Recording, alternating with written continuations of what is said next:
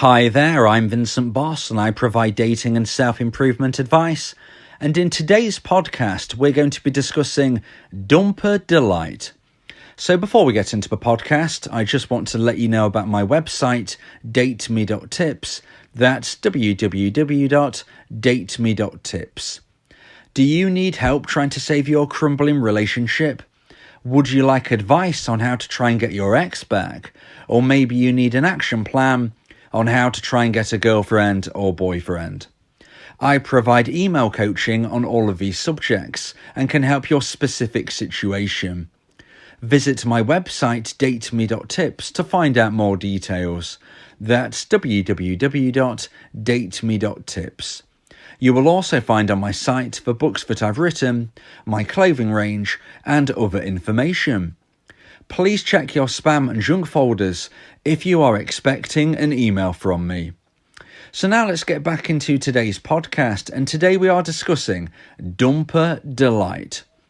So one of the most common questions that I'm asked is, why do some dumpers seem so happy after a breakup? There is nothing more painful after you have been dumped than to believe that your ex is living their best life without you.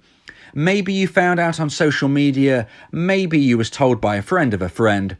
However you was told, it doesn't really matter, but the fact is that you are under the impression that your ex is really, really happy. They are showing euphoric feelings online. They are telling people they have never been so excited for the future. And you are left wondering, did they ever love me? Did they ever care? And why do they seem to be reveling in the fact that I am going through this breakup, I've had my heart broken, and they are presenting themselves as somebody who has never been so happy, presumably because they are no longer with you. This can be very, very hard to try to get through your mind to process, and I thought I would answer these questions in today's podcast and really delve into it about why some dumpers seem so delighted after a breakup. So firstly, we need to consider, why does somebody decide to end a relationship? Well, somebody will decide to end a relationship when the level of romantic emotional attraction that they feel for their partner has plummeted to an all-time low. Once this level is really, really low, they will make the decision to end the relationship. Now, in most instances, the action of ending the relationship won't happen straight away. Often there will be a period of time between deciding to end the relationship and actually taking the action to end the relationship. And during this period of time, the dumper will be thinking of the pros and cons, the dumper will be thinking of the consequences, and in most instances, the dumper will be feeling some reservation due to what they know is about to happen. Most dumpers don't want to upset the dumpee. Most dumpers don't want to hurt their partner, even though they've now decided they are no longer compatible to have a relationship. They don't want to hurt them. So there can be turmoil in the dumper's mind. They'll be thinking, I don't want to hurt this person. How can I get through this? And it can become quite a stressful period of time in the dumper's life. So when we consider that they finally get to that moment, they finally get to the point in time where they are taking the action to end the relationship, the dumper is often feeling quite a lot of anxiety about what the next few moments in their life will hold. So at this point, I just want to mention my weekly wingman service. I can be your wingman for the week, providing you with bespoke motivational encouragement. This can be to help with your love life as well as ingraining a self-improvement mindset. The course begins with an audio call for us to speak and then moves on to emails. For more details on this service and information on audio coaching and positivity boosts, please click the link in the description. So the dumper has made the decision to end the relationship, and now they have actioned that decision. All of the anxiety that they was feeling up to this point has now started to disappear. They've made that decision.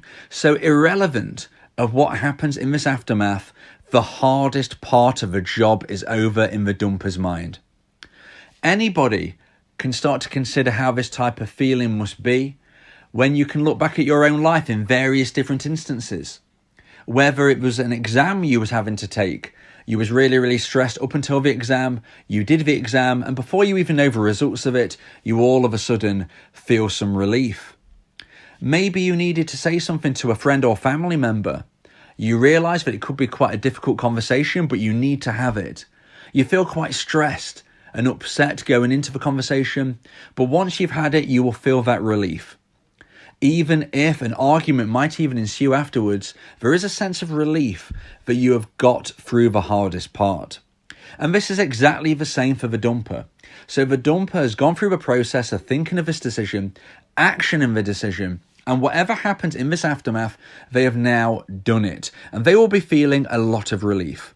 And that can be showcased in happiness. Okay, so some dumpers will showcase immediate happiness for the future, for even their present, because all of a sudden the stress is gone, the weight is off their shoulders. This can be one of the reasons why dumpers start to show elation, because they have gone through what they deem to be a very difficult time, and now they are over the hill. But what about social media? What about going into the future? What about when dumpers are showcasing things to friends of friends and online into the future about their happiness? Why do they do this? Well, firstly, the dumpy needs to realise this is very rarely as a way of gloating. It's very, very rarely as a way of trying to hurt the dumpy. And it's also not devaluing the relationship they had with the dumpy. In most instances, they would have loved the dumpy. This does not mean they didn't love them. This doesn't devalue the relationship. But what it is showing is a sense of freedom. So when the dumper decided to end the relationship, this was presumably because there was something they felt they couldn't do if they stayed in the relationship. Now, at a very basic level, this could be dating other people. Obviously, if they was in a relationship, they couldn't date other people. So it might be that. But there could be more to it. Maybe they was feeling trapped. Maybe they felt they couldn't see their friends whilst in the relationship. Maybe they felt they couldn't do their hobbies and their interests when they was in the relationship. Maybe they felt they couldn't take that job opportunity when they was in the relationship. Maybe they felt they couldn't travel. There are so many possibilities of why they might have felt they couldn't do something whilst in the relationship. And now, of course, they are single, and in that respect, they are free. So when dumpers end a relationship, they move straight into a honeymoon period of single life where everything is an exciting possibility. That is why a lot of dumpers will showcase on social media and chat to friends about how excited they are. Everything feels fresh, new, exciting. They can start to live the life they believe they wanted to. They could date other people. They could go around the world on that trip. They can take that job, they can see those friends, and they can explore the activities and interests that maybe they felt they couldn't when they was in the relationship. So at this point in time, everything does seem exciting. It looks like they are living their best life. They're posting on social media. They're talking to everybody who will listen to them about how happy they are. And as a dumpy, this is very difficult to hear. But a dumpy needs to remember that the honeymoon period will end. Eventually, the dumper will realise that single life is not always as exciting as they first hoped. The dates they have been on, the rebound relationships they've been in, have now ended. All of a sudden, single life isn't quite as exciting, and it can be quite lonely. Special days go by, and the dumper realises that nobody in their life actually loves them. These things will all start to pull on the dumper. Everything that the dumper wanted to experience as a singleton has now been done.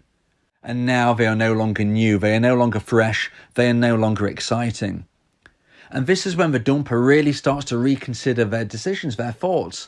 All of a sudden they realise that it's hard to find a good match to be in a relationship with. And when they are feeling at their lowest, they will remember that they did once have a person who loved them.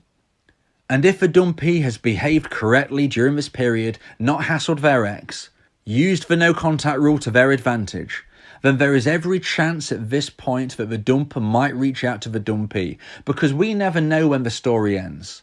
The dumpy never knows whether this is the end of a story or just the end of a chapter. It's important for a dumpy to move forward with their life and not clock watch, but at the same time understand that things happen when you least expect it. If you do everything right after you've been dumped, then once the dumper has gone through the honeymoon period of a single person, they will very likely want to get in touch with the dumpee again. If you feel that this podcast has helped you, please consider buying me a coffee. The link to do so is in the description.